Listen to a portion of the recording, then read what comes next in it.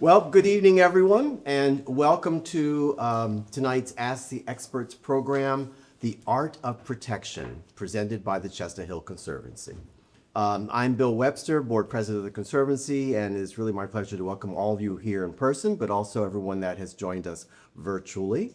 Before we begin, I want to take a moment to briefly share that this year, or this fall, marks the launch of the Conservancy's 5-year strategic plan.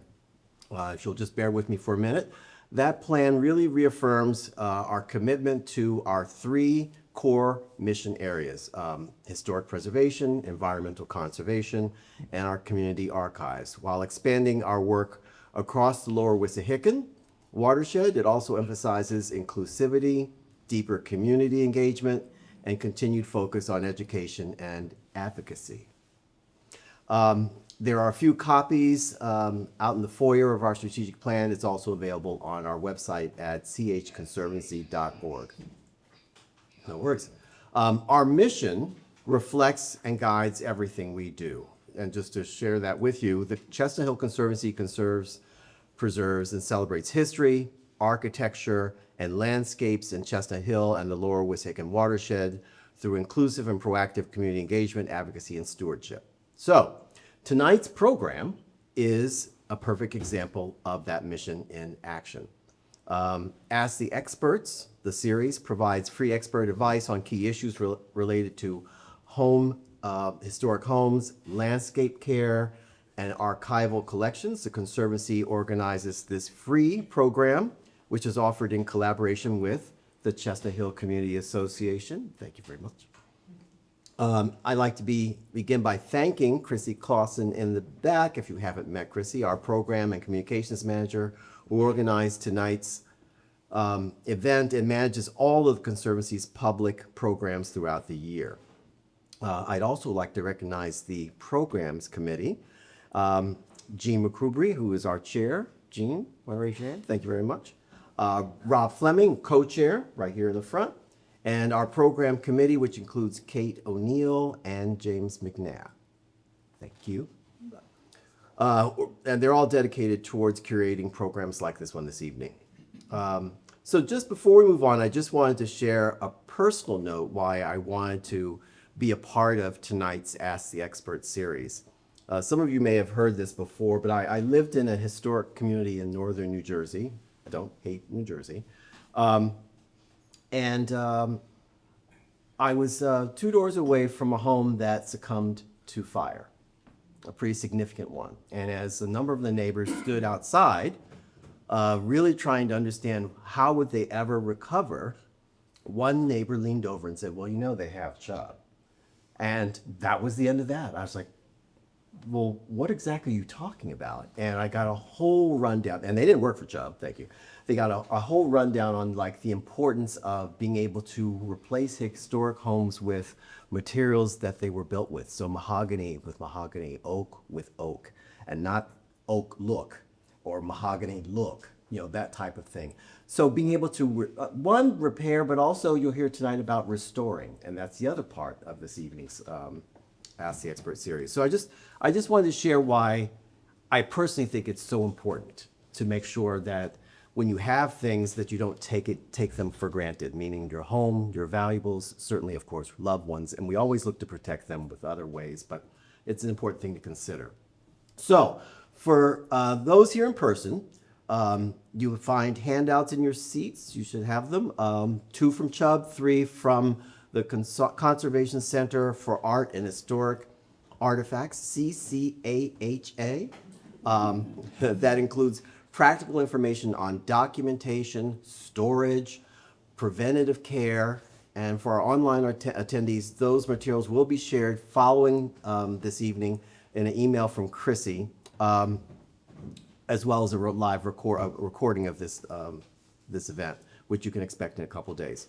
A few quick housekeeping notes. 1, for those on Zoom, please use the Q&A feature for questions. The chat is open for brief instructions. 2, for those of you in the room, we'll take your questions first before the moderated Q&A. I mean, during the moderated Q&A, and then we'll move on to the virtual questions. And then also, just so everyone knows, the session is being recorded. So our program for this evening will begin with remarks from Chubb, our lead sponsor, represented by Kevin Chung, who also serves on the Conservancy's board of directors. Then we'll hear from Ann McNiff, Executive Director of the Chestnut Hill Community Association. Next is Chris Wilson from Ace Hardware Home Services, our event sponsor. And after that, we'll welcome our main presenters, Michelle Impey from Chubb and Jessica Silverman from the Conservation Center of Art and Historic Artifacts. Finally, we'll close with a Q&A moderated by Rob Fleming, featuring PJ Acherno from Johnson, Kendall & Johnson, Kevin Chung and Dan Bartley from Chubb, plus our other presenters. So before we begin, I want to thank Chubb, specifically our lead sponsor, our general sponsors and members, Ace Hardware Home Centers as our event sponsor, and EJ Rawl Jr. Landscape Design, our supporting sponsor for making this free program possible. With that, please join me in welcoming Kevin Chung from Chubb. Good job. Thank you, everybody, for attending today. Thank you, everyone, for calling in. I'll be brief here. I'm Kevin Chung. Thank you, Bill, for the wonderful introduction. I served here on the board of directors, but I'm also the relationship manager with Chubb. And so we're really proud to be sponsors of the Conservancy. Our ethos is aligned in preserving history, architecture, and the green spaces together, so the organizations just really make sense. Over the past few years, we've done iterations of Ask the Experts.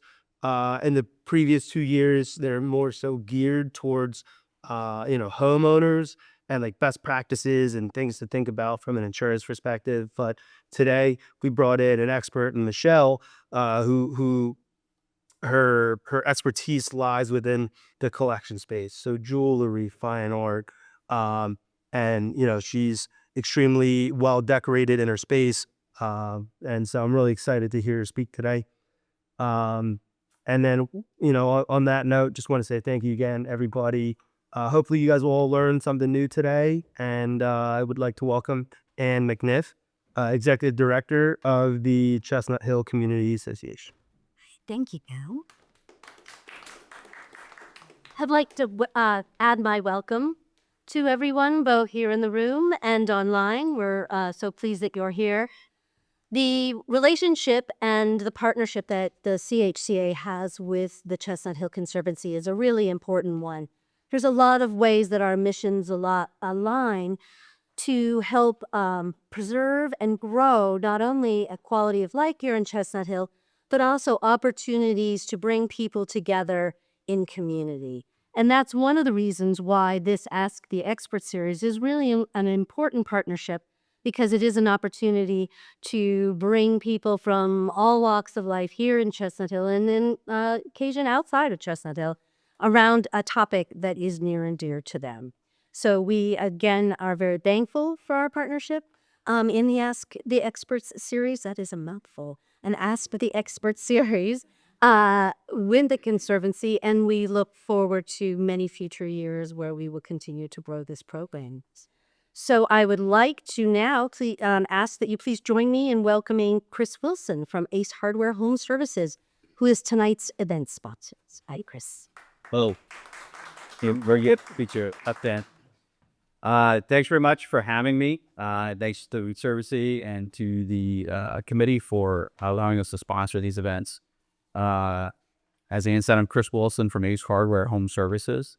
I've been working in this area, in this community for the last 20 years, and take a lot of passion and pride in doing this type of work with these historic buildings and communities.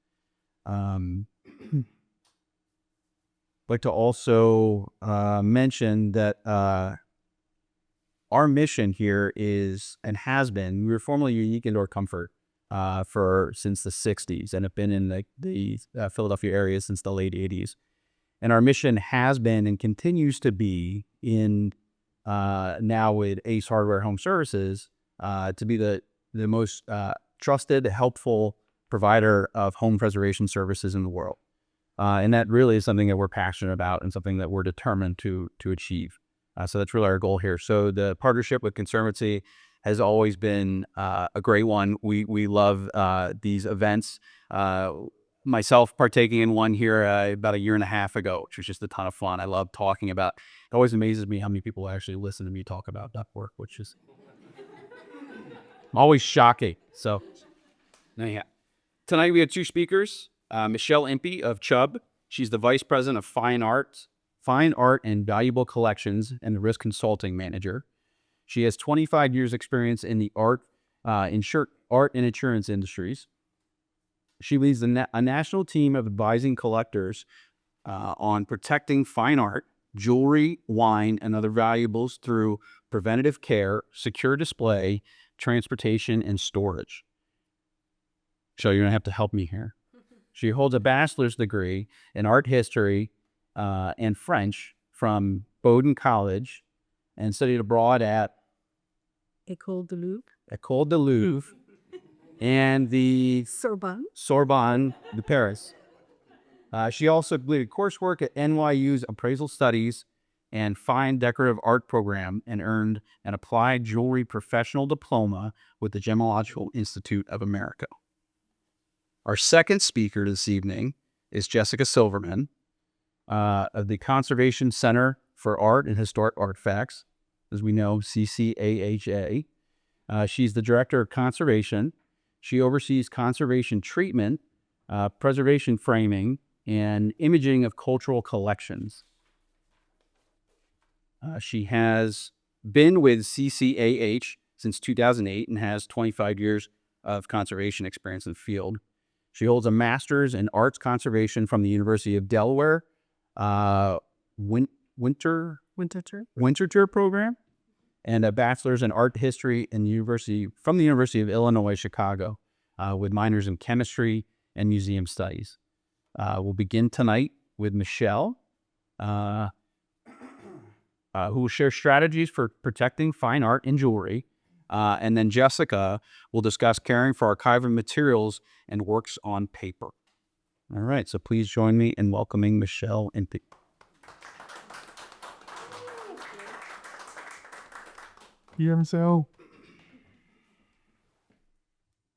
So thank you, Chris, for the introduction, and thank you to the Conservancy and for inviting me here this evening, and for all of you here in person and virtually. So as the Fine Art and Valuable Collections Risk Consulting Manager at Chubb, I oversee a team of specialists located across the country who provide a suite of collection management services to help our clients protect their collections. And when we work with them, we educate them about the risks, we discuss the importance of adequate coverage, but most importantly, we help them implement best practices to protect their valuables. And so again, this evening, I'm going to discuss some best practices for protecting fine art and jewelry. So if for a moment you can picture this, an accident-prone housekeeper with no credentials or background checks has been hired to watch over a mansion and a valuable collection, including fragile sculptures precariously placed on their pedestals, a rare illuminated manuscript in easy reach of the family dog, and priceless paintings displayed in the kitchen. And let's not forget about a pesky bee and a deactivated burglar alarm system. So what could go wrong? Does this sound familiar to any of you? Well, this is actually fiction. This is a synopsis of the Netflix series Man vs. Bee, featuring the British actor Rowan Atkinson, famously known as Mr. Bean. So while it's fiction, it summarizes my worst nightmare of all the fine art claims that could possibly happen. So in all seriousness, though, what are some things that we do need to think about to safeguard collections for long-term preservation? And I realize I didn't change the slide. Okay. One more. Okay, there we go. So we actually asked collectors what concerns them most when it comes to their collections. And interestingly, art fraud and damage in transit were their top concerns. Now, when it comes to art fraud, the best thing to do is use due diligence when making an acquisition because there is not any insurance coverage for fakes and forgeries. Damage in transit, however, there's a lot you can do, and we'll speak about that. And that is one of the top losses that we see, covered losses on the insurance side. So when we think about those risks, certainly collections are subject to all the same risks that concern homeowners, but there are more specific vulnerabilities that we need to consider. So before I kind of jump in, I just want to mention that I will be talking about multi-million-dollar works of art and jewelry, and I recognize that not everyone may have those. I don't. And so whether you have a small collection or a large collection, every collection has a value worth protecting. And the same type of best practices need to be considered for the preservation of those collections. So here are some of the things that I'll be discussing today and some best practices in terms of protecting your collection in your home. So first off, making sure that you've installed a fire and burglar alarm system, but one that's also designed to protect your collection. What I see frequently is that I'll go into a collector's home and they have smoke detectors installed in all the bedroom areas, which obviously is the most important place from a life safety standpoint. But then what happens is some of the areas where you typically see the highest value works of art on display, the living room, the dining room, there aren't any smoke detectors in those areas. So be thinking about that from a protection standpoint. Water is a big issue that we see, so installing a water leak detection system, ideally with an automatic water shutoff device, and avoid displaying artwork near any water sources. And we're going to talk about best practices for installation, display, environment, and in the next slides. So why do you need insurance for your collection? What are some of the benefits? Well, if you have a policy specifically for your collection, what you'll typically have is as an all-risk policy, provides worldwide coverage, no deductible. So it provides broader coverage than what you'll find on your homeowner's policy for your general household contents. So there are a lot of benefits. But you still need to be aware of what some of those exclusions are, and gradual deterioration, wear and tear is not covered. So you really need to take into consideration how you display your collection. So this is an example. This is at the Philip Johnson Glass House in New Canaan, Connecticut, which is now a museum open to the public. But when it was originally built, you had this gallery built into the hillside, so underground, right? We don't want to store display collections in basement areas. And they had no climate control system originally. And the Frank Stella paintings ended up becoming covered in mold. So that has now been addressed. But then you have this Poussin painting that was displayed in the glass house, exposed to UV light. And it got to a point where people were afraid to even walk by this work of art for fear that the paint would flake off. It was in such bad condition. So Jessica is going to go into more detail this evening about best practices around a stable environment and environmental controls in the home. But there are some things like UV film and protective for windows and protective glazing on works of art, to name a few. So when we go out and meet with collectors, we do what we call a collection risk assessment. And we actually have infrared cameras that we will use. And it's helpful to detect if there are any harmful environmental conditions that could impact the collection. And here you see that the infrared camera detected a cool anomaly behind a work of art. Not the work of art you see pictured here, but it detected a cool anomaly, and we found out that the work of art had been installed directly over an HVAC vent, and a microclimate had started to form, and they didn't realize that. Older homes, it's sometimes helpful to pinpoint if there's missing insulation or areas where over time it could be harmful to have a work of art displayed in that location.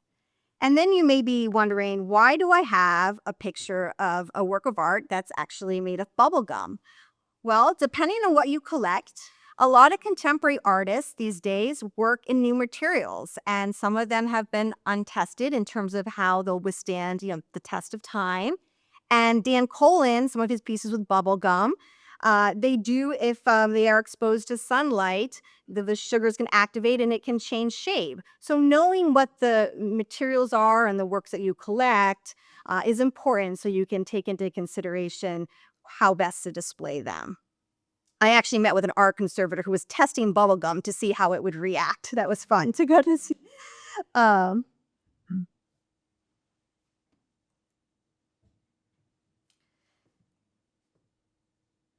So, from Monet paintings to Donald Judd sculptures, we've seen many accidental damage claims resulting from works falling off the wall due to improper installation. So, always hire a professional art installer to hang your works.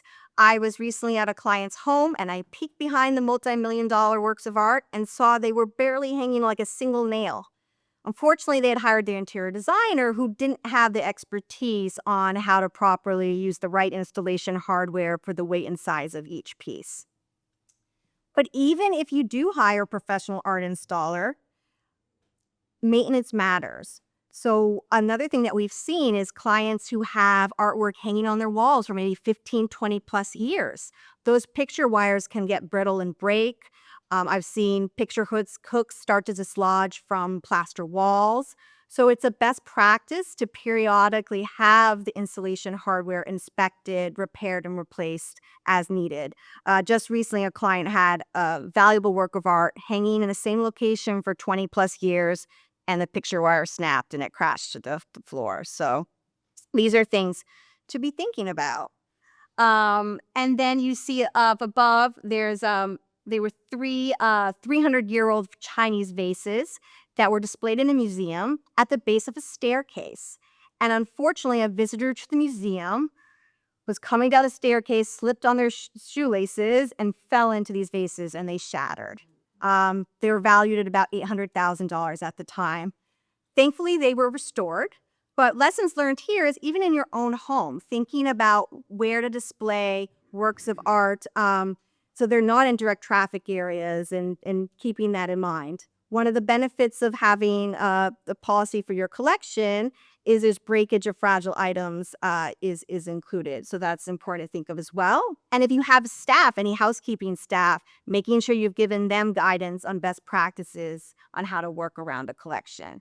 And then you see this unfortunate hole that burned right through a work of art. They had a old-fashioned picture light, which is pretty heavy, so it wasn't secured properly, and it toppled over in the middle of the night and burned a hole right through the work of art.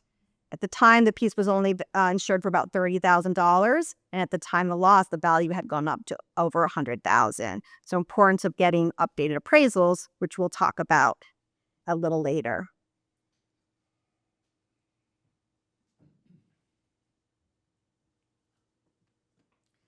So as I said, damage in transit is one of the top causes of loss we see.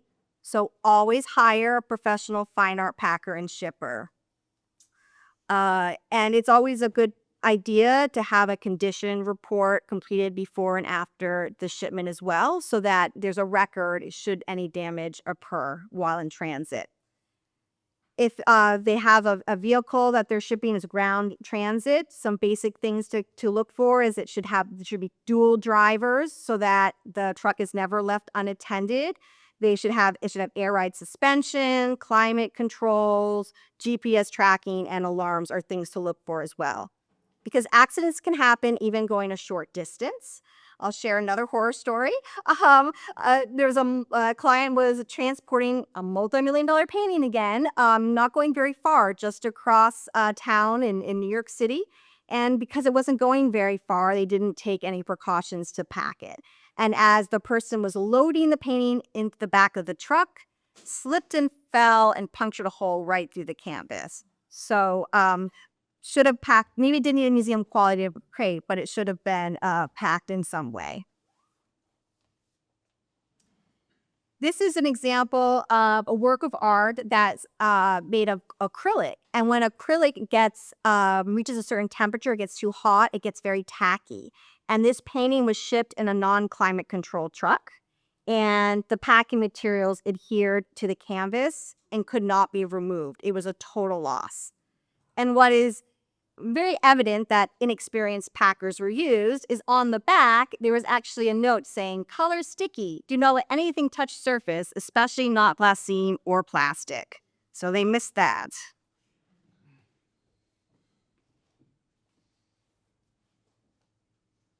So storage. So if you're storing artwork at home, you want to make sure that you're not storing it in the basement or in the attic.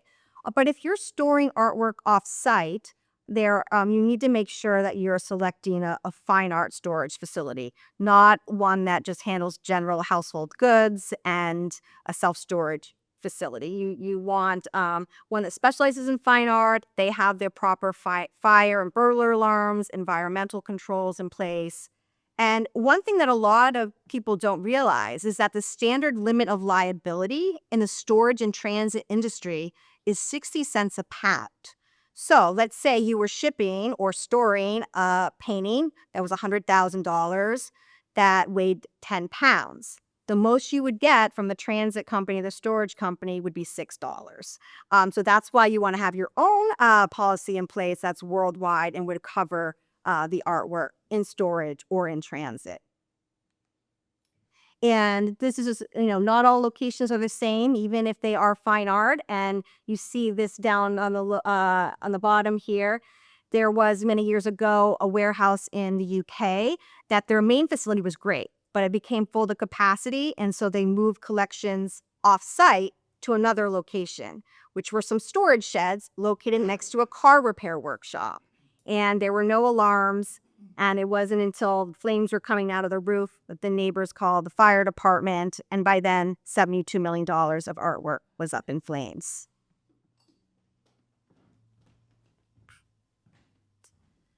So, fine art emergency plan. I could speak for an hour about emergency planning. We don't have that time tonight. But a couple things I want to point out.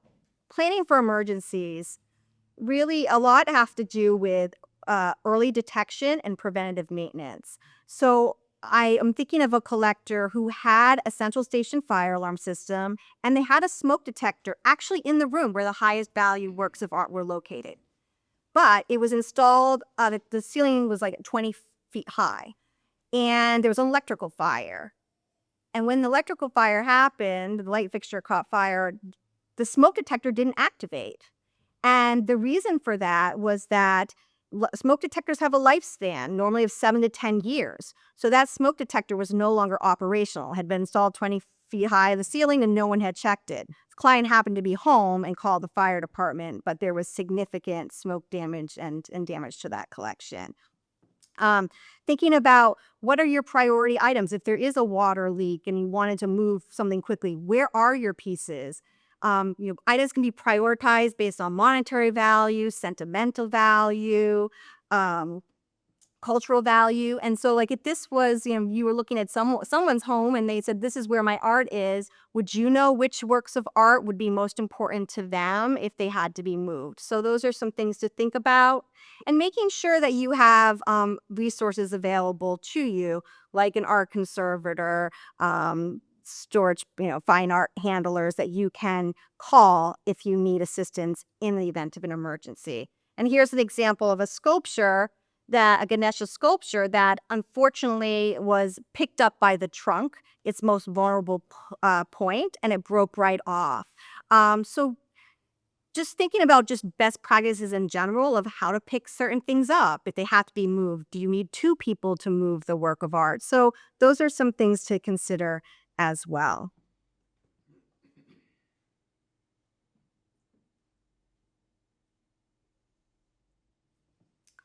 So I was asked to cover appraisals. So I've given you a lot of horror stories of what can go wrong. And should something go wrong and you have insurance in place, you want to make sure you have the collection insured for the appropriate values. So maintaining updated appraisals is key. And the general recommendation is having a work of art appraised every 3 to 5 years. But it really depends on what you collect, because sometimes you may need more frequent appraisals, or maybe you can go longer. But the key is to select a qualified appraiser. There are a number of professional appraisal organizations that have certain criteria in order to be a member. Chubb, we vet appraisers and recommend them all the time. Same for a jewelry appraiser, making sure they have the appropriate expertise. It should always be a firm value, and it should also be clear on what the insurance valuation and what the valuation method is. So if you're having an estate appraisal done, that would likely be fair market value. If you're having an insurance appraisal completed, that should be done for replacement value. And we'll take a look at that in a minute. Here are two Beardstadt paintings. And one at the top sold for over $7 million and the other for over $300,000. Now, at first glance, you may think that these are similar. They are both landscape paintings, similar dimensions, similar medium, but one sold for over $7 million and the other did not. Well, Albert Beardstadt is known to be a painter of the American West, and the one displaying the domes of the Yosemite is more sought after by collectors. Now, if you didn't have that expertise in Beardstadt, you could easily miss that. So that's an example of kind of just appropriate qualifications. And of course, things like condition, provenance, rarity, I could go on, affect valuation. So here's why so fair market value, willing buyer, willing seller, neither being under any compulsion to buy or to sell. So think about that as like what things are selling for at an auction, a public auction.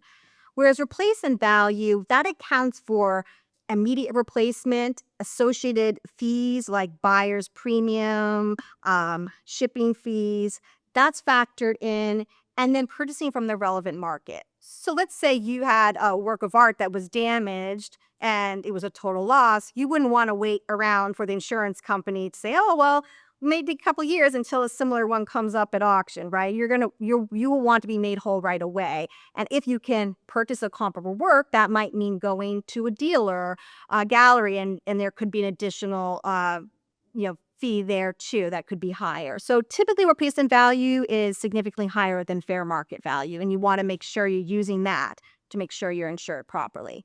So here you can see just how markets fluctuate. This is showing how Joan Mitchell, who's an abstract expressionist artist, her works have really been doing well in recent years, and you can see this. And this would be an example of an artist that maybe waiting 5 years to reappraise wouldn't be enough time, because in a short period of time, her values have really taken off. And I just put the Frank Lloyd Wright lamp there just because it's important to think about some antiques and 20th century design works should be insured as fine art. And this Frank Lloyd Wright lamp that sold recently for over $7 million is an example of that. It was only one of two. So that so it was very rare. So just wanted to mention that as well. And one of the benefits too is that if you itemize a work of art or jewelry, you have 150% inflation protection. So if the value goes up at the time of loss, you have some additional coverage there. And that's with Chubb's policy. So that's something to think about as well. But you should still get appraisals. Okay, so moving on to jewelry. So watches really quickly. I mentioned replacement value. Well, you need to make sure it's being appraised for the relevant market. And watches are interesting because what we are seeing is that collectible watches are trading for more in the secondary market than retail due to limited access and supply. This Patek Nautilus watch is the most coveted watch in the world, and it's rumored there's a waitlist of 10 years. And it was discontinued in 2021. And as you can see here, it's selling at retail. The MSRP, right, is just over $30,000, but at auction, the secondary market, over $100,000. So you'd want to make sure if you had these collectible watches that it was being appraised to account for the secondary market prices. So thinking about, you have jewelry, like what is that made up? We have, what are the, when do you need to have a reappraisal on jewelry? Well, it depends. But just some of the areas that are performing well, fancy colored diamonds are performing have performed very well over time, especially pink diamonds. The Argyle diamond mine was closed in 2020, which really increased the price of pink diamonds. And as you can see, of all the diamonds submitted to the GIA, less than 3% are classified as colored diamonds, so they are very rare. We are seeing that colored gemstones are doing very well. And the big three, rubies, sapphires, and emeralds. And we've seen that they're estimated to have increased in value by 10 to 20% over the past decade. And of course, gold, we know this month hit record high. So thinking about what's in your jewelry and maybe it needs to be reappraised.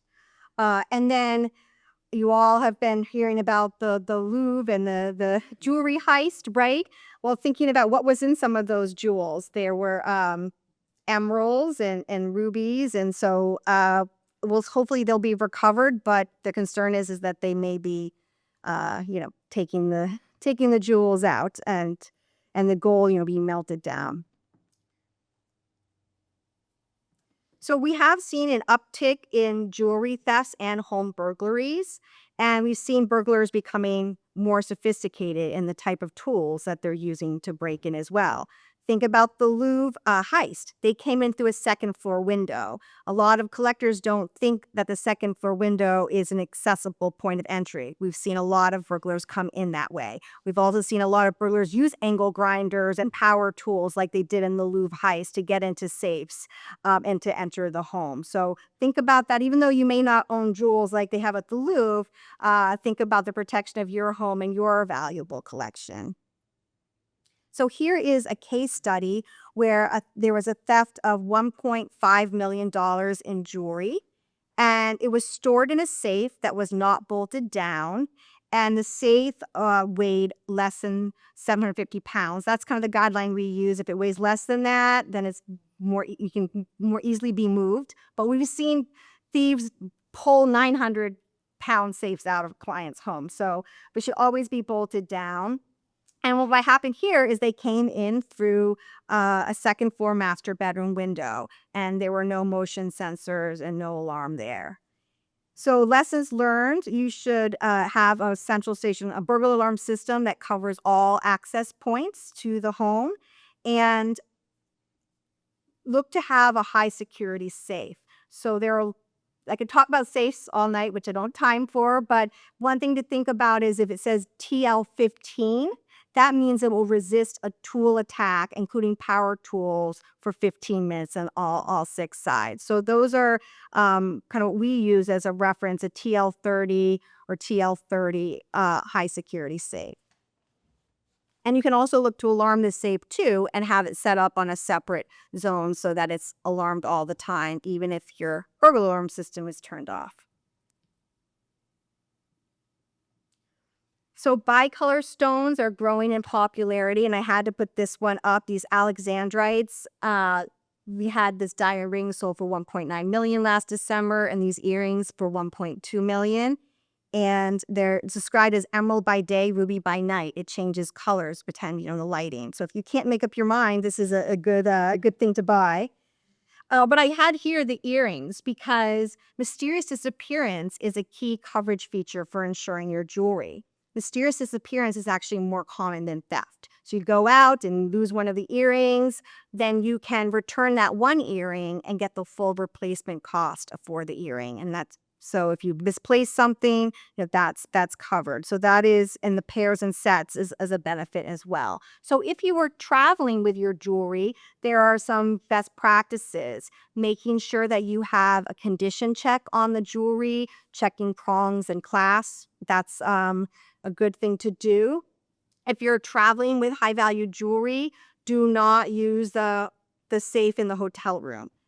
That safe doesn't do a whole lot. It'd be easy to it's so lightweight, you can just remove the safe in its entirety. So if you are traveling with high value jewelry, make arrangements in advance to store your jewelry in the hotel's main safe and vault that they have. And never leave the jewelry out of your sight while you are traveling. You see that all the time, that things just get left in the carry-on bag and then that disappears. So those are some best practices to think about when traveling and caring for your jewelry. So here you see a necklace by Alexander Calder. Now, this necklace was purchased at a flea market in Brooklyn for $15. And then they had it authenticated by the Calder Foundation, and it sold for $267,000. Now, interestingly enough, This same necklace was exhibited at the Museum of Modern Art in 1943. So my question is, what happened to that documentation that went along with that necklace? How did it end up in a flea market? So this emphasizes the importance of making sure that you are maintaining your documentation and inventory of your collection, and have backup copies of all documentation. In the event, let's say there's a fire at your home and you lose all that documentation, it's important to have duplicate copies stored somewhere off-site. And there are a lot of different collection management tools out there, and I'm happy to speak about those later. But it doesn't matter if you have paper copies or you would use a cloud-based system. The key is to keep track of what you have. If you don't know what you have and where it is, you can't adequately protect it and insure it. And then just lastly, you have like Sol LeWitt wall drawings. For some of these conceptual works of art, like the Catalan banana, well, what you're actually insuring is their certificate of authenticity. So you're insuring that piece of paper that says you own that piece, that conceptual work of art. You're not actually insuring the wall drawings or the banana. You're insuring that piece of paper. But if you lose that piece of paper, it gets destroyed, that could be a problem. So making sure that you're thinking about that as well. So with that, I will end and turn it over to Jessica, who's going to share. We'll get into a lot of detail on preservation and conservation. So thank you.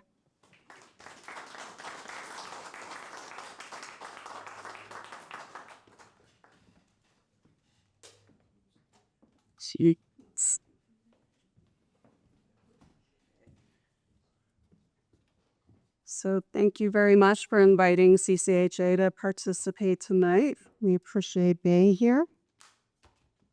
Okay. And I will talk with you about protecting your collections from a slightly different point of view, from a conservator's point of view. Talk about these things. What is conservation? Some more preventive measures. And what happens if my artifacts get damaged? And then we'll end with the Q&A session. So when I first became interested in conservation, this is sort of what I pictured. Myself at a microscope or a bench with a tiny little precious object. And it is about this. There's most of what we do is hands-on, repairing damages and preventing further damages by stabilizing works. But there's also cosmetic reintegration. So that all depends on the goal. So by that, I mean in painting, where you're trying to really take the eye away from damages. But conservation is so much more than just that hands-on part, that kind of intervention. We're part of the bigger picture of collections care, working with our colleagues in all aspects of collections care. And it's really incumbent upon us to share our knowledge in events like this or webinars, teaching to classrooms full of professionals, publishing, social media, like all those different avenues to really share our particular knowledge. So I'll talk a little bit about our training, and some folks were asking me earlier. So I'm glad I had a couple slides in here about that. This was a diagram, which might be a little bit hard to see on the screen there, drawn by one of our professors at the Winterthur University of Delaware program where I studied. But the person that coined the three-legged stool term is George Stout. So you might recognize that name from the World War II, the Monuments Men book or movie. So he was the head of one of the earliest conservation labs in our country at Harvard.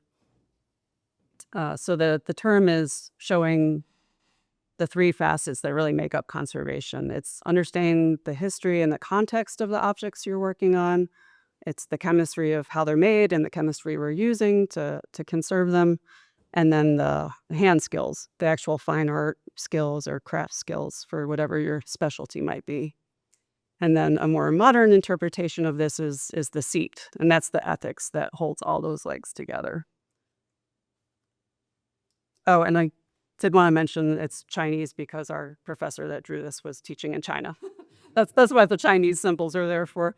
And I keep this in my office just to remind myself that we truly are a global community in preservation. And as far as training goes, there are really only 4 programs that teach all the specialties in North America. So the one I just mentioned, the Winterthur UD program, and then there's NYU, Buffalo, and a program, Queens in Canada.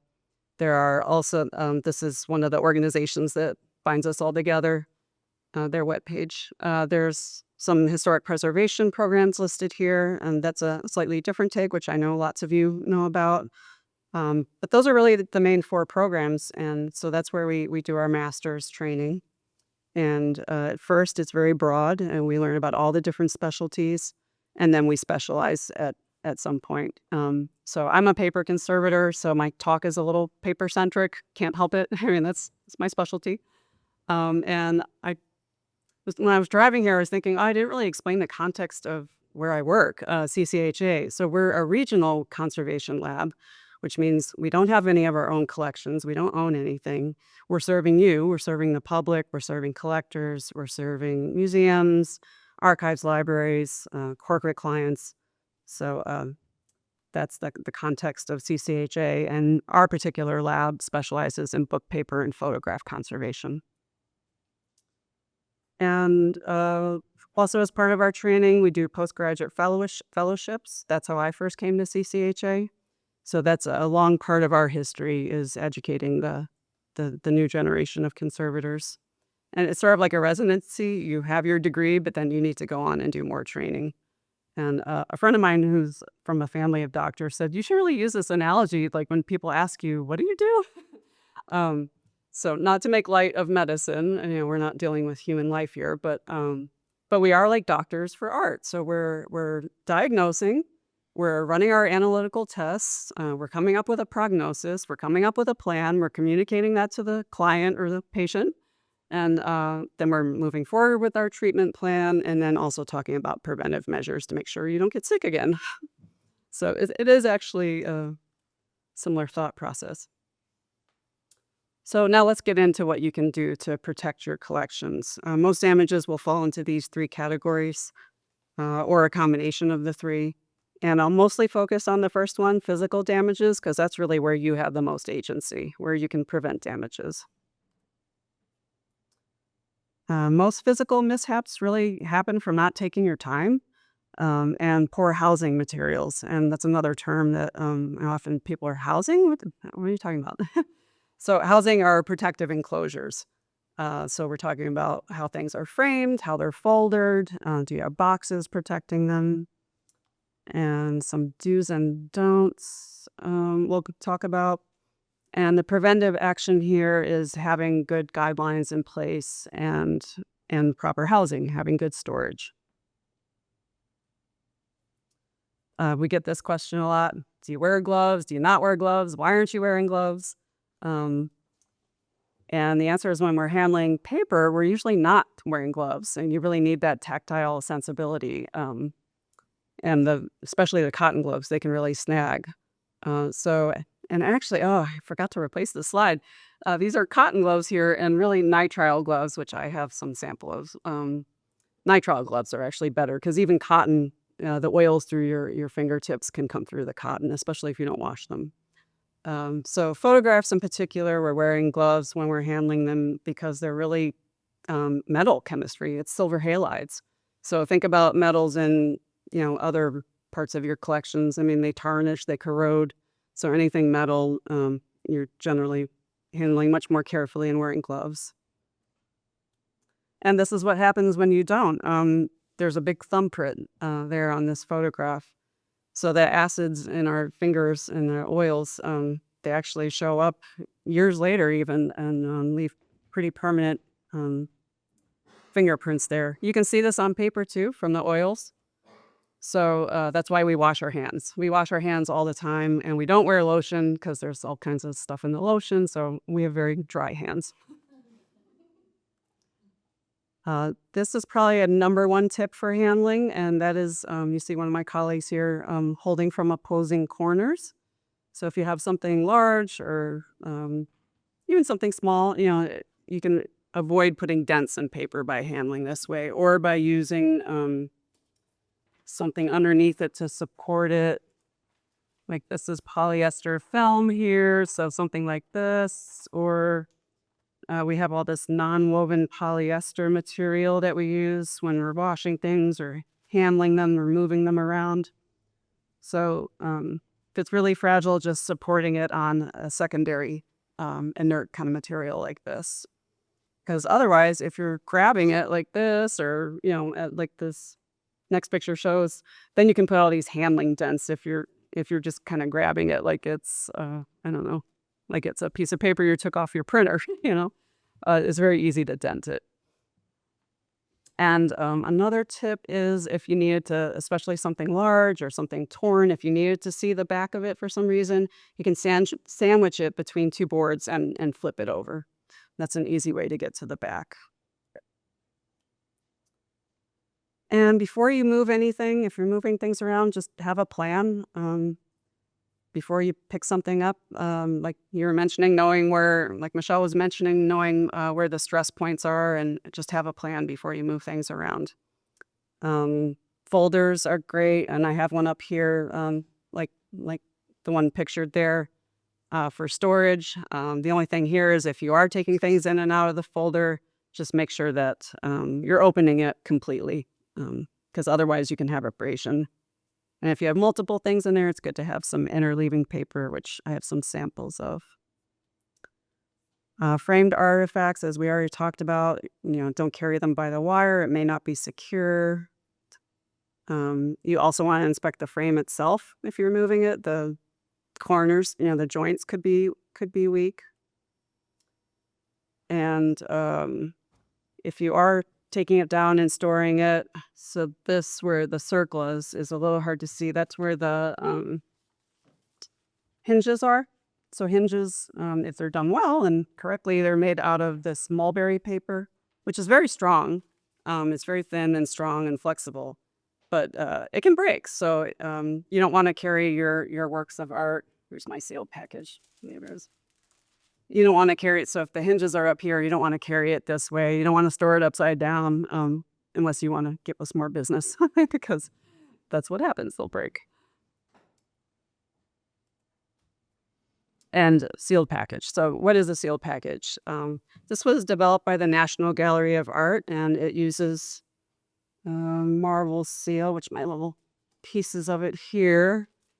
So this is a laminated polyethylene aluminum film that was developed by NASA.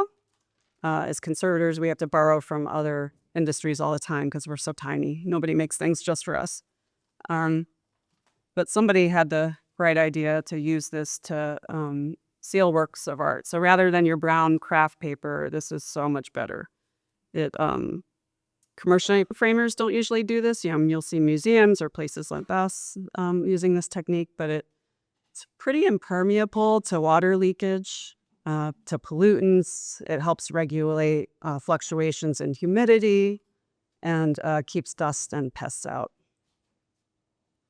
And this is one that's in process. So before the edges were trimmed here, and then the back, it's just completely sealed. Okay, so number one tip here when you're choosing materials for your own collections, family letters, photographs, what have you, archival means nothing. Ignore those words. Doesn't mean anything. So if you're looking through a catalog, for instance, on the handout, in your handouts, we listed some suppliers that we use. Buyer beware. So even though those are catalogs that we order from for our materials, you still have to know what you're looking for. So acid-free just means that it was acid-free at the time of manufacture. And I have a nice example up here of that. So glassine, like we were talking about, is not the best long-term material.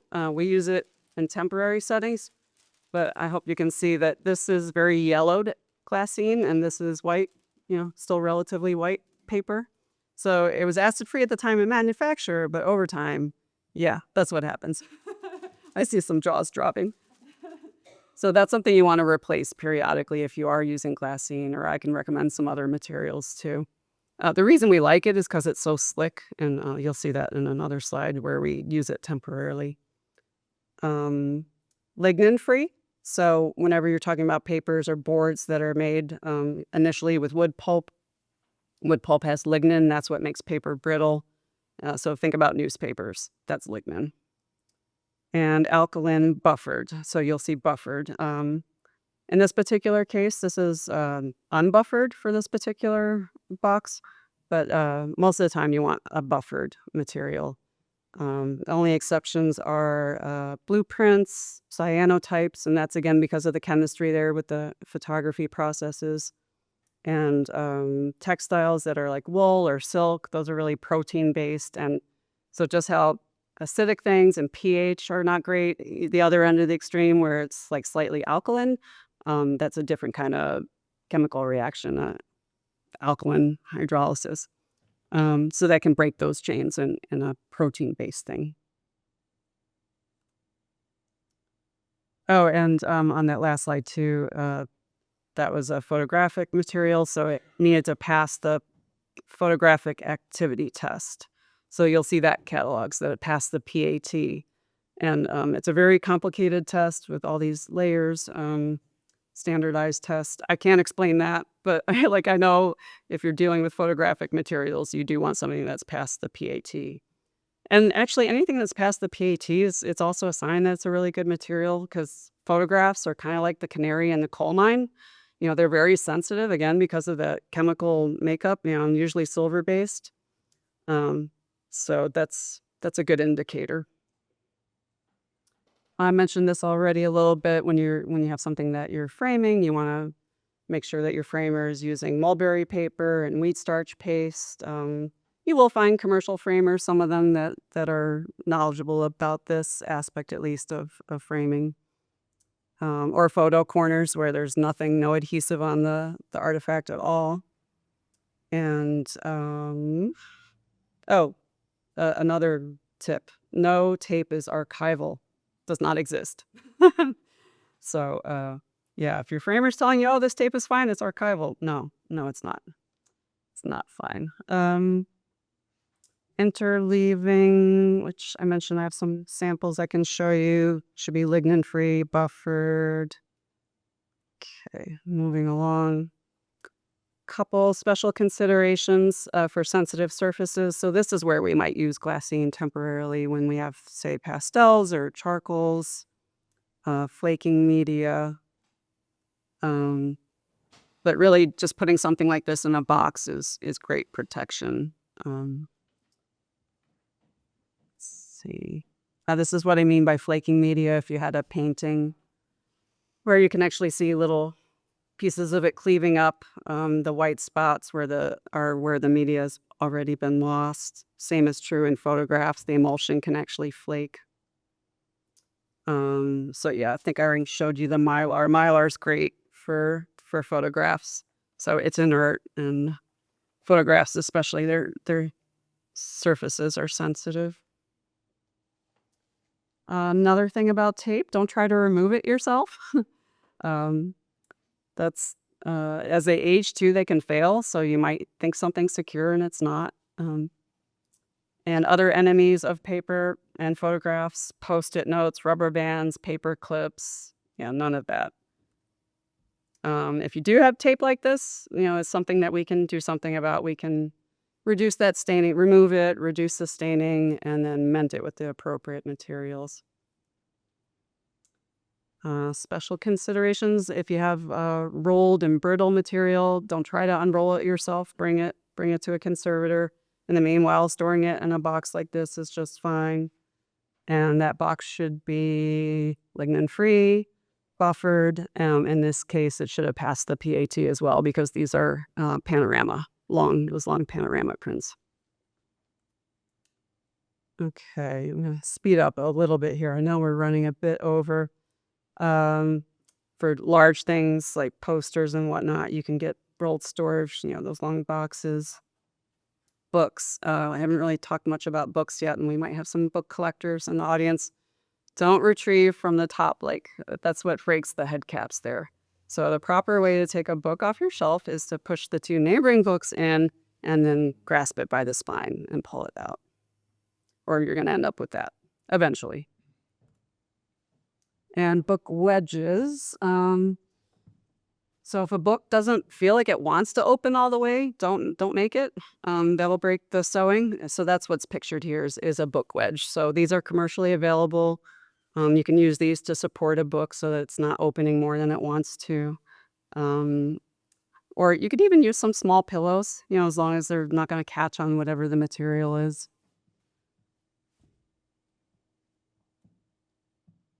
The text block itself might be loose, so be careful of that. You could have signatures that are kind of loose in there or loose pages. And that's something that a book conservator can resew. But in the meanwhile, you can put it in a box. So these are a clamshell box and two different types, and a 4-flap that are commercially available. So they're custom made to the size of the book. It's this one I made as a student. And then that's what the 4-flap looks like when it's opened up. There are all different variations on this. But, that can keep all the loose pages. It's great protection, period, but especially if you have loose or kind of damaged materials. But yeah, they can be resewn as well. And then I'll talk a little bit about different deterioration, other types, besides physical. You definitely, pests are number one concern. The preventive action here is when you get that flea market find that's not a necklace, but maybe something else, inspect it before you bring it and integrate it into your own collections. You want to control and monitor humidity, good housekeeping, if they don't have a source of food, although sometimes the food is your art or your book, the starch in there. And oh, I think I already clicked a little too fast. There's a sticky trap there that you can get at your local Ace hardware store. Those are easily, available. So if that way you'll know if you have a problem, and then you'll know what the problem is and how severe, because you can see what's going on there. Mold, of course, is another big concern. There are a lot of different figures that you'll see about what temperature, what humidity, but it can actually start in the 70 degrees and 60% RH or higher. That's where it can start. But generally speaking, mold likes hot, humid, dark areas where there's no airflow. So you kind of have to have all those factors. And it's not just white. It can be pink. It can be green. It can be all kinds of colors. It's hard to kill, at least for valuable collectible materials, because what we would use to really kill it would also damage your artifacts. So again, that's something where you really want to get a professional. Don't clean it with Lysol, please. That's not going to be good for your art. And the number one preventive action is really kind of the same as pest control. It's all those same things: temperature, humidity, housekeeping, and routine inspections like we were talking about, having a plan. And yeah, don't store stuff in your basement, your attics, garages. If you don't want to sleep there, your artifacts don't want to either. And this little guy here is just I bought from one of the catalogs. One of our vendors, it's just a little temperature and humidity gauge, so you can always keep an eye on things. Got a couple more slides on deterioration. So volatile organic compounds. You can have interior sources, exterior sources, and that's all these dark lines in the paper. That's where it's most exposed to air. So the number one thing here is, actually, I really did buy these at my local Ace, is your good HEPA filters for your HVAC system. So I always get the best one that is available. And if you are doing a major renovation, you have valuable things on your wall, maybe move them temporarily, box them up, move them, or hire your professional art handlers to do that. Light damage. Oh, this one's so hard. You want to enjoy your artifacts, but there's a compromise there. So light damage is cumulative and irreversible. So think about your own skin. And if you're like me, when you were a kid, maybe you weren't that responsible wearing your sunscreen, and it might catch up with you later on. Like that stays with you your whole life. It's the same is true for your valuable artwork or just things that you love, sentimentally valuable. So the corner here that's circled, the border of this picture is red. It's really red. So that's where the mat was actually protecting the art from light. And so the color in there, like underneath the bowl, it's kind of purpley and blue, really should have more of a red tone. So it took out one of the components there, the red component.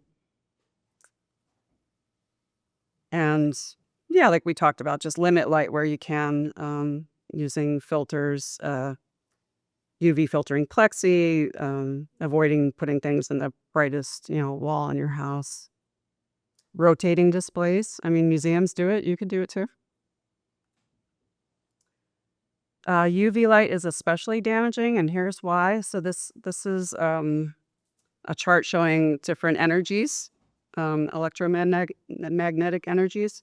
So it goes from high to low, and the top there is gamma rays and X-rays. Well, we know those are really powerful, and you have to be careful. Well, UV light's right under there. It's right up there. And then all the way at the bottom are like radio waves, TV waves, microwaves. Yeah, we're not so worried about those. So it's high energy. That's why UV light is so damaging. And there's some guidelines here that aren't that practical if you don't have a fancy light meter. So the practical thing is that just limit it as much as you can. Visible light causes fading and damage as well.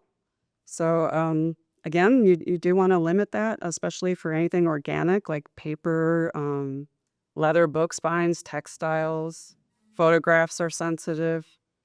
So they tend to be more sensitive than other materials like ceramics. So limit it as much as possible. And a little bit about LED lights, since those are available now. They do not have UV, which is terrific, but they have different color temperatures. So on the label itself, you'll see it'll tell you what the color temperature is, and it's measured in kelvins, the big K there. So the bluer end, which is daylight, is in like 5,000 Kelvin. And this comes from research from the Getty Conservation Institute and the Nagin Conservation Institute. So we want to stay away from the bluer end because that's higher energy, so it's going to be more damaging. Better temperatures are in the cooler spectrum, like 3,000 to 4,000 Kelvin, or even warm if you like the warm light, 2,700 to 2,800 Kelvin. This slide is about temperature and humidity. Mostly you want to keep it steady and you don't want it too hot. Museums and libraries and archives like things much cooler, but that's not really practical for us. So if it's comfortable for you, it's probably pretty good for most of your artifacts. And we don't want wild fluctuations. That's not good for our artifacts. And this is the last slide about deterioration agents, chemical ones. Lots of acidic things can really affect your valuables. And this example here is really poor housing. So this is wood backing board, and it was directly in contact with the back of the print, which was a Courier and Archives. So all those impressions there are directly from the wood and from where more air was reaching the back. So good housing can prevent a lot of these damages. And then the paper itself, so sometimes it's mounted to a really poor quality paper. We can get that, remove that secondary board. But the paper itself has acids that break down in the paper over time. So I think you can see how yellow it is, the wash water there. So we can reduce those soluble acids, adhesives, stains. Using the right types of water and techniques, we don't always fully immerse. All right, so the last topic, working with a conservator, which we've touched on a little bit already. Certain things you really need conservators for, water damage, we already talked about, mold, tide lines. So this was a Rosenquist print. we can usually reduce those. So the sooner the better. If it's fresh, it's easier to reduce. But even if it's been there for years and years and years, we can reduce it. And then this is the last example. This included everything. So this is a piece that was in a house fire from a family of an artist. He was a teacher up in the Princeton area, and they just came with a van full of works. And the father had deceased, not in the fire, but previously. And soot, it's so easy to embed in porous materials like paper. And we actually unframed this in the parking lot. It was just it was all warped, and it was just covered in soot. But you do want to handle it as little as possible because it is easy to embed. And then, so this had the acidic qualities of the soot. It had physical damage because this actually had a puncture there in the detail shot. And then it was also growing mold because they couldn't get back into their building for a while. It wasn't structurally safe. So there are little pink spots there on the left where it was growing mold. And then the picture on the right is the after treatment image where we were able to bring this back to, its beautiful self. And the family was able to, we did the framing for it too. And just when you think it's hopeless, it's really not. There's so much we can do. And the family was so grateful, it was so meaningful to them, not just because it's beautiful, but, of course, because it was the father who had painted this. And that's really the most gratifying work of all for us as conservators. So I will end with a few resources and tips on working with conservators. We do work by specialty, so you want to make sure you're hiring somebody who's in the specialty that you need. And this is our professional organization, the American Institute for Conservation. So you can search the website there, find people in your specialty, and a professional conservator is going to discuss your goals with you, give you a written condition report, describing the issues that they see, a proposal. They're going to tell you how much it costs, at least a range. And a contract, and they're going to do photo documentation and also write a final report describing what they actually did, because what we think we're going to do and what we end up doing sometimes changes. And if it changes significantly, we're even talking with you about that. And then our website's up there too. So we have some other resources besides the handouts that we provided today. And my email, if your particular questions don't happen to get answered tonight, I'm happy to answer those at a later time. So thank you very much.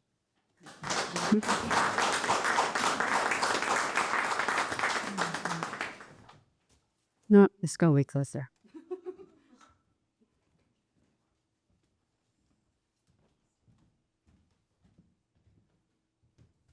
So, what's it like for you to watch the Antique Roadshow? The people, What? It's one of my favorite shows. the people bring all this stuff in the trunks of their cars and so on. But reintroduce myself. I'm Rob Fleming, a board member, and tonight I'll be fielding and looking after the questions. And we have a panel actually with the two other panelists. Please join our two experts. Yeah, is there both hasn't do that. Yeah, you really do. And nobody knows who you are yet. So, PJ, could you introduce yourself? Yeah, I'm PJ Asirano. I'm here with JKJ. We're an independent, privately held insurance broker out in Newtown.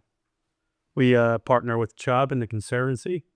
We've been partners with the Conservancy for longer than I do with JKJ. So we're happy to keep that partnership going. And No, it's me. It's Kev. Hello, everyone again.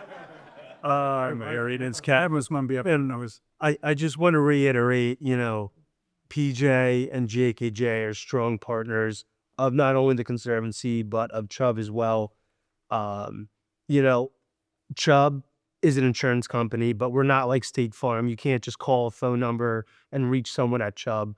You do need to go through an intermediary, an expert in the insurance space like PJ. where they walk you through the process and see if Chubb's a good fit, if not other companies as well. So, without PJ, we can't have this. So thank you very much. For sure. So we're ready for questions. Those of you out in the world, don't ask or go ahead and ask online. Please use the question rather than the chat. If you do use the chat, Chrissy will pick up your question. So don't worry if you make a mistake. So we'll take questions from the room, and the various people here on the panel will answer your questions. I see somebody ready to ask a question. All right, thank you. Well, it's been a while since I've been this depressed. Watching like artwork get destroyed, I was like, oh my god. How do you balance? Say somebody has a house full of artwork, and they have a fire suppression system and sprinklers all over the house. It feels like you have two options. You have somebody reproduced all your work, and you put the fakes, on the wall, and you have original somewhere in storage. How do you balance those two risks? Well, I think one thing to think about with the sprinkler system is that when it's activated by its like rate of rise of heat, reaches a certain temperature, and only 2 or 3 sprinkler heads should go off. So you imagine that all the sprinkler heads are going off, but it should, if it's doing its job, only a few should go off. But to your point, that could result in water damage. And that's why it's good to have both smoke detectors and a sprinkler system. Because that way, ideally, the smoke detector is going to go off earlier in the combustion stages. So hopefully the issue can be addressed before the sprinkler system activates. But at the end of the day, you probably can speak to this like water. You can, you can affect collections for sure. But if the collection burns completely, there's not a whole lot you can do, right? Water, in some cases, you can restore the works. So sprinklers, aren't necessarily a bad thing, but having both the smoke detectors in combination with that. In museums, you might see a pre-action system, which is like where there's going to be a delay before the water comes out. So that's something to think about as well.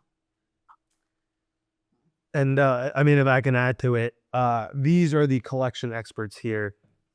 Whenever I'm approached with any collections related questions, I usually lean in on the experts. But from a water perspective too, and I play more so in the homeowner space, water is absolutely, the number one cause of loss, so to speak. You can even be in Florida, you would think hurricanes the number one cause of loss. It's still what we call the non-weather water, whether it's a leak from your washing machine that seeps down through your floors, or a pipe burst when it's really cold in January. And all of these things are considered within the risk management aspects of your collections. Good question. I'm going to add to that because it's an interesting question, the authenticity. Where does the authenticity come from? So we do facsimile work, which is a nice stand-in in the like archival situation especially. But, folks want to see the actual George Washington signature too. Right? So it is a balance. You have to make that compromise of knowing that these things aren't going to last forever. But we want to protect them as much as we can too. Question here. Yeah. I'm wondering, if you go away for a while, what temperature in the wintertime? What temperature is the right one to set the thermostat at? Cold is good. Cold is good. Yeah, I know, but is there Like how cold? yeah, like really? Down to, I guess. The best for you. It depends on your materials. Like if you have a lot of wooden antiques with marquetry and things like that in them, I probably wouldn't go much lower than 50s. Yeah. From a homeowner's perspective, 65 is the number, right? Especially where we live here in January, because we can go well into the single digit degrees, where the last thing you want is a frozen pipe. And if you're gone, that water could be running for days on end. And so 65 degrees is a number, but also having other measures like a water leak detection device on your water main to detect if there was a burst pipe. That'll be there where you can even shut it off remotely from your phone and prevent those catastrophic losses where not only are you displaced from your home, all the collections on your wall, your $5,000 piece of, painting is, impacted from that water. Right. Yeah, and then like in addition to the water leak detection, low temperature monitoring system is something similar that will send a text to your phone if your house temperature drops below, a certain spot. So what about why? Is there any about? But obviously it's very popular now for people who want to have a nice wine collection. Some will obviously have a little wine fridge or wine rooms. I think about moving wine, transporting it, which it seems, especially as it gets older and often valuable, it also is very volatile or vulnerable. And I guess how you can obviously put a value on a bottle, but how do you protect that as well? I mean, one thing, making sure you have insurance coverage for the wine, because one of the key features of having wine coverage in place on the value of the articles policy is mechanical breakdown.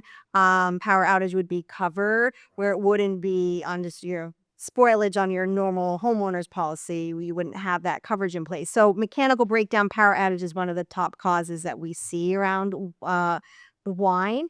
But back to the monitoring, really encourage collectors to have a temperature and humidity monitoring device in their wine cellar that would send them an alert to like their phone or even to the central alarm company. Because if you're away for a long time, we've seen a lot of losses where they go away for a period of time and the wine cellar malfunctions and then they don't know, and then they come home and find out it's 80 degrees and the wine is done for. So having that early detection and alert to know something's going wrong. I set this specific range for my wine collection and it's gone out of range. That might be an indication of a problem. So if a bunch of teenagers break into her wine closet, is that an insurable loss? Yep. For those teenagers, for their lives. This is a report. I'm not talking about the liability of going out on the road afterwards. I'm talking about the loss of your wine. It's like the Ozzy-30s. Well, I'll tell you that. What happens if it's watered down? They keep it locked and that key hidden from the... Yeah, but then, of course, the teenager might know the key. Right. Yeah. So, but access to your collection is important to peak sound. So restrict access to those who don't want to be getting to it. The backup generator too. Sorry, I just wanted to mention, if you do have a backup generator and you have a significant wine collection, that's important. Yeah, and then depending how you collect your inventory could be ever changing. So keeping whether you want to schedule wine depending on the value of the items, or like blanket coverage for X amount of this value of wine. I have X amount of bottles. It's important to keep that outdated as well. So do you have to de-access the wine that you drink? Yeah. Right? I mean, if you had a bottle that was worth $800, you insured it for $800, and then you drank it on purpose, you'd have to take it off the list, right?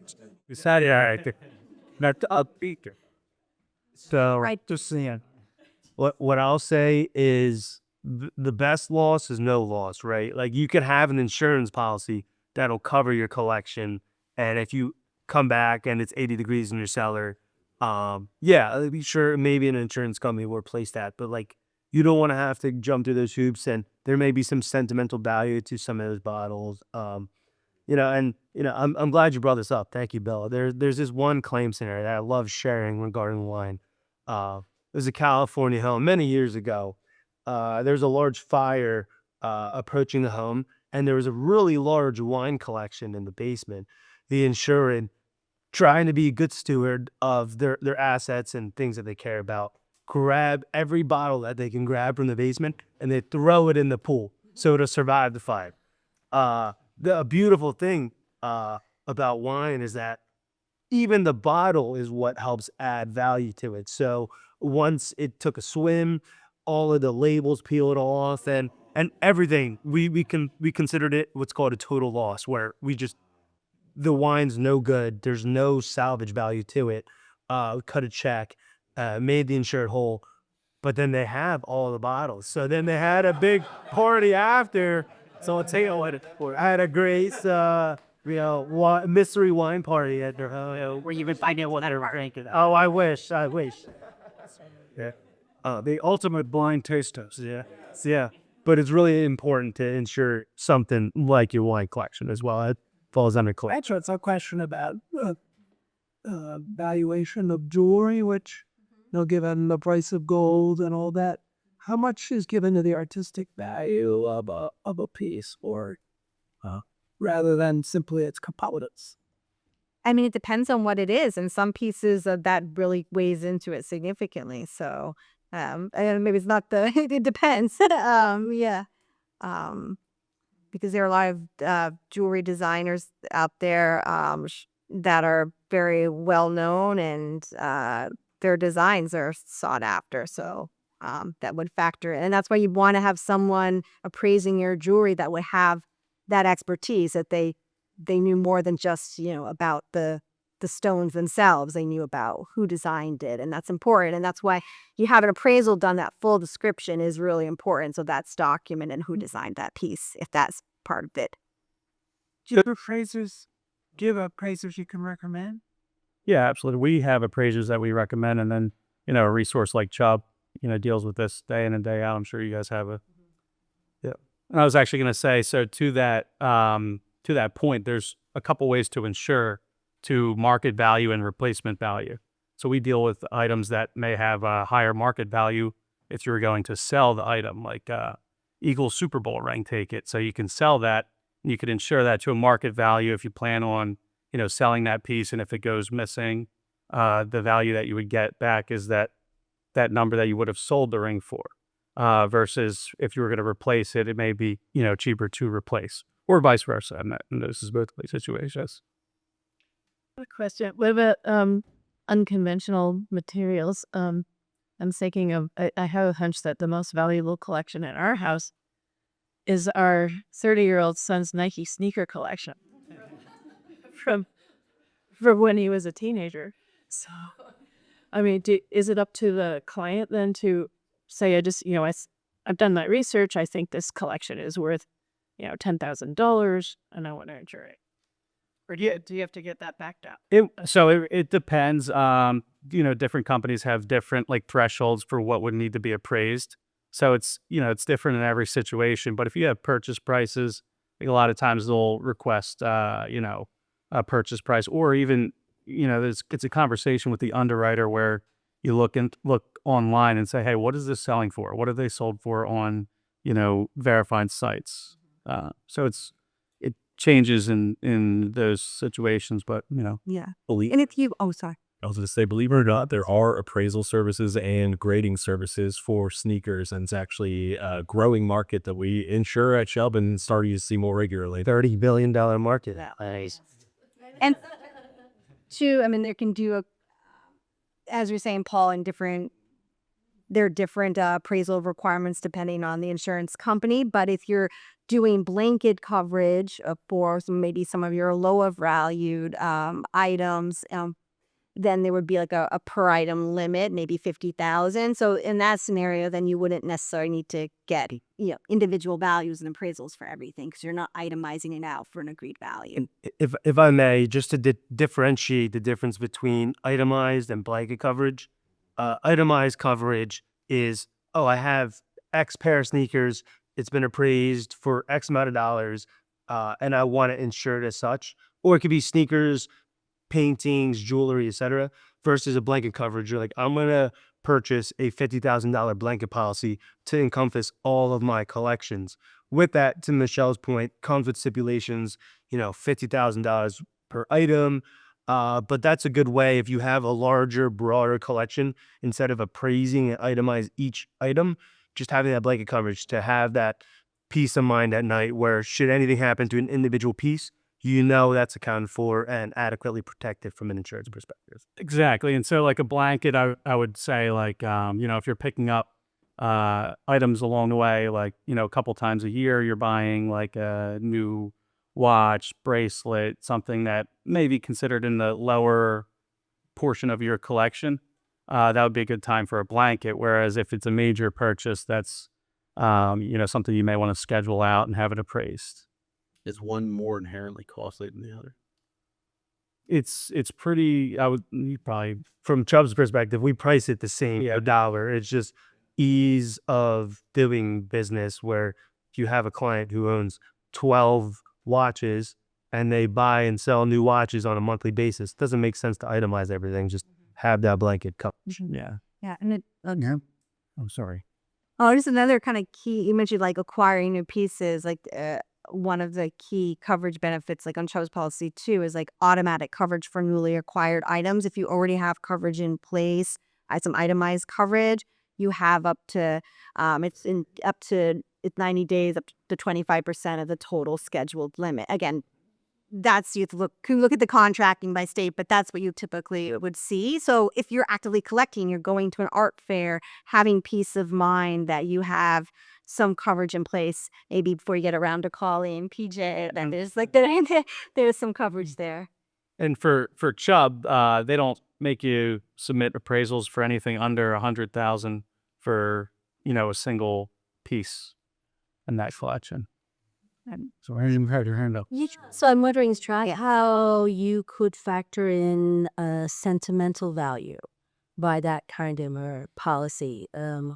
Maybe appraisal wise, maybe grandma's, I don't know, embroidery collection would not necessarily resale would be, but it has a great sentimental value to you. Is that insurable at all? Is that can you get an insurance policy in that kind of situation?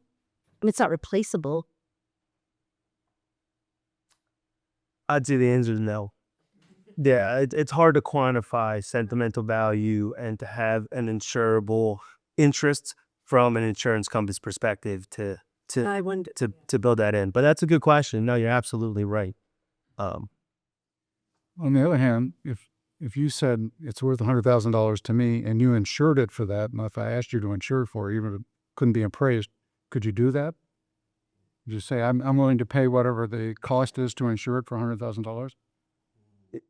Yeah, but we're not to get into the weeds, but we're paying the replacement cost basis on the contract is replacement cost. So to replace said bracelet from Nana may only cost $5,000 when you have it insured for $100,000. We're not necessarily going to pay the whole $100,000. So you're not insuring how you feel about it. Correct. And I think that's any insurance company. That's across the board. Not just That's and again, from back to there's every company is different, but like at Chubb, we have a higher threshold for when we require fine art appraisals when it's a new item versus jewelry. So again, those are things to keep in mind as well. But if I get insurance on my life, and I'm a precious person to many, and I can choose, get life insurance for $1 million, or no, I think I'm really bad. I'll insure myself for $50 million, right? I've chosen the amount that I'm going to get covered for. Why is that different? So Rob, let me. I can't replace you. You were so special to me in the Conservancy in the world. But no dollar sign can replace you. My heart. You don't sell life insurance, but if you wanted to insure me, if I wanted your Chubb to insure me for $50 million, you would do it, right? If I was, we don't play in the life insurance space. So you got to ask another insurance company around. You also got any other teams we can see Chubb. JKJ's got sure. PJ's ears perked. I don't feel life insurance, but that's a good. There's definitely some gray area with documentable. I guess proof for purchase is oftentimes required on certain items. not on your life. Not on your life. Not here. Specifically yours, Rob. You're special. I think I could be. Others might want to insure themselves as appropriate. So any other questions here in the room? This one more on sort of documenting what you have and what's the best system to document it, and in the simplest way, not having it. I think having from furniture to books. prints to.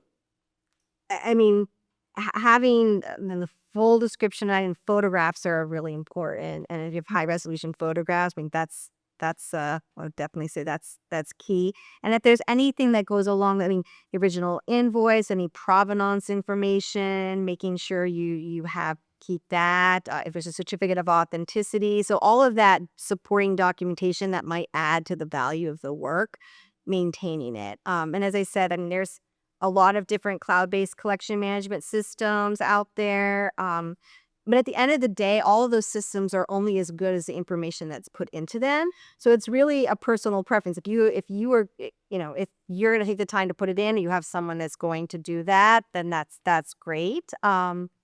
And some you might find more user friendly than others, but you don't have to use a fancy system as long as you're organized and again, keeping all of those details. Because then if there is a loss, then you have the bad information that you can point back to. And in archives, redundancy is a good thing. So your inventory, if you have a backup of some sort, and have it offsite, because the disaster might be in your home, right? So I guess the best way to do is to keep receipts if you buy an expensive nails or something. Absolutely. That's the best. Yeah, and you can even just send that to your insurance agent, like BJ, and say like, "Hey, I just bought this." Speak about the craft shoes. Yeah. But I see. What? Oh, sorry. No, go ahead. No, I say if you have multiple locations that your collection is located, making sure you're keeping track of the locations, because that's one of the things I see frequently, especially whenever I get calls and there's a hurricane or whatever, wildfire, and people are panicking and they don't know. Well, I'm like, well, what's at that location, and they lost track because maybe it's in another home. So being organized in that way is important as well. If I can add, going back to your collections perspective, right? I'm thinking about it from, again, like a homeowner's situation where, God forbid, fire at your home, and you're working with the adjuster, saying, from a contents perspective, what did I have? How can I communicate this to the adjuster and make myself whole? You'll be surprised how many photos you have just of your home, whether it's your child's first steps or your dog's being really funny, you take a picture of them. All of those almost act as inventory systems. It's definitely not as robust as something as Michelle, Jessica, or PJ would recommend, but like just keeping records of what you have in that sense too certainly help, as well as lifetime updates of, where's my Rolex, Well, you've all asked such good questions that our virtual audience, you've asked all the questions on their behalf in advance and had them answer. I guess is another way to put it. So there are no questions from anyone online. There are not, but we had a question in advance and I added it. But what misconceptions do new collectors often have about ensuring and preserving smaller collections? So whether you're a new collector of the world-renowned James McNabb item, or whether you are collecting, which I do, a lot of fogs or intaglios and stuff like that. So I have multiple cases that kind of, it's definitely not on a museum scale, but it is worth quite a bit. Yeah. I mean, I think even if it's a smaller collection, you're new to collecting, I mean, those basic best practices that I think Jessica talked about from, the environment and alarms, all of that still applies. Even if the small collection, if you care about that collection, you want to protect it. So the best practices that I spoke about, I would say, still matter. And I think I realized I had two slides I forgot to show all of you, but I think I covered it anyway. But I had a slide about just choosing and making sure you surround yourself with trusted advisors and resources, right? So even if you're new to collecting, again, develop relationships with the art conservator, the local fine art handler, so that you have those resources available to you should you need them. And then also, Chris Wilson, when he did our Ask the Experts a few years ago, in his line, he said one of the most important things is just knowing your home. So I guess that would also definitely go towards it with drafts and other things. Well, we have more food and more wine and time for conversation. Chris, is it anybody other than me to say the final word and Just briefly, thank you for those who came in person. Thank you to our experts. We cannot do these kind of free programs without the support of presenters like you guys that took all the time and years to put it together, as well as our sponsors. So we're very grateful for all of you. There will be an email to all the virtual and in-person audience that will have the handouts. And then a little bit later, we'll send a link to the report. Good questions. Thank you. Right? Yeah. Thank you, everyone.